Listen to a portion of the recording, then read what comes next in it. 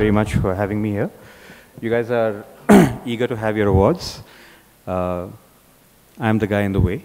So I'll try to keep this short and talk about a few things that I've learned, having funded a few companies. So whether it's a Redbus or a Chumbak or a My Dentist or various other companies. So I've understood a little bit about how this thing works.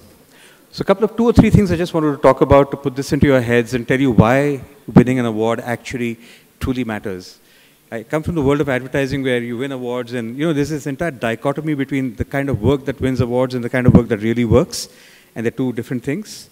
And why that dichotomy is actually not present in this particular business. So all of us fund, when you fund a startup, you fund a company, you fund it according to a thesis. I just want to tell you my funding thesis, 3 points. Take 2-3 minutes and just be patient. And then we'll probably see the link right into what makes sense out here at an award show. The first point really is that in the world that all of us grew up in, if you look at cement companies or pharma companies or car companies, there's like hundreds of them.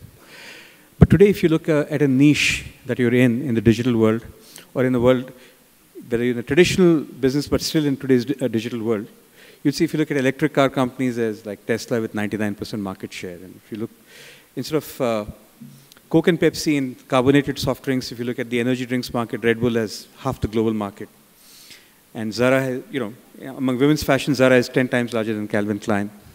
And if you come to the digital world, or the app world, or the online world, the same thing happens, right? If you look at mail, Gmail is maybe 5 times larger than anybody else. If you look at search, Google has maybe 90% global market share.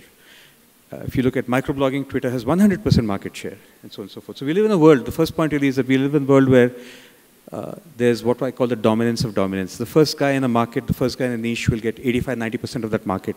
The second guy will get 8.5 or 9% of the market, and the third guy will get 0.85 or 0.9% of the market. So it's a logarithmic curve. That's the first point. The second point is, again, interesting. If you look at all of these guys that have won the market, and the very simple way to look at it is to look at your mobile phones and look at the apps that you actually use. What do you actually use for chatting? What do you actually use for search? What do you actually use for email? What do you actually use as your shoot-me-up game? The really interesting thing is you're probably using the far and away dominant leader. And the really interesting thing is the apps that you're actually using on your mobile phone are the apps that you've never seen an advertising for.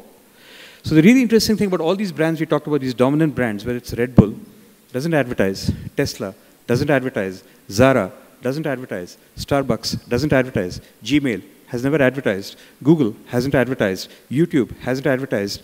And so on and so forth. The runaway winner in a segment is the product or the offering that has never needed to advertise. And that's really the cool thing. Because I grew up in a world where it was believed that the more you spend on advertising, the bigger you'll become. And many of you will obviously go and give lots of money to Google and Facebook to start pushing app installs and so on and so forth. But you'll find that the guy who won actually did almost nothing, almost none of that. So that's the second point I wanted to make. That is, to get dominance, you don't need to spend a lot of money on advertising and marketing. The third point, and after that, is, so how do you get this dominance? You get this dominance through just one thing, sheer remarkworthiness. Every single app that you're using on your phone that you downloaded without seeing an ad for was because somebody told you about it. Somebody said, hey, you must get Tinder. Somebody said, hey, you must get Gmail. Somebody said, hey, you must get XYZ. You must get this, you must get that. You must get TripAdvisor, you must get... So in each of these cases, you got the winning apps in a sector, the winning apps in a segment got extraordinary word of mouth.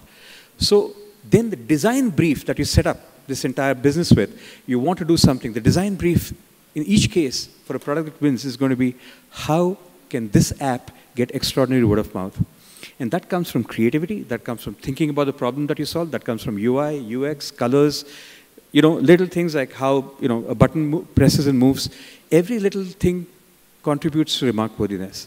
And that remarkworthiness comes not when you look like everybody else, but when you look different from everybody else.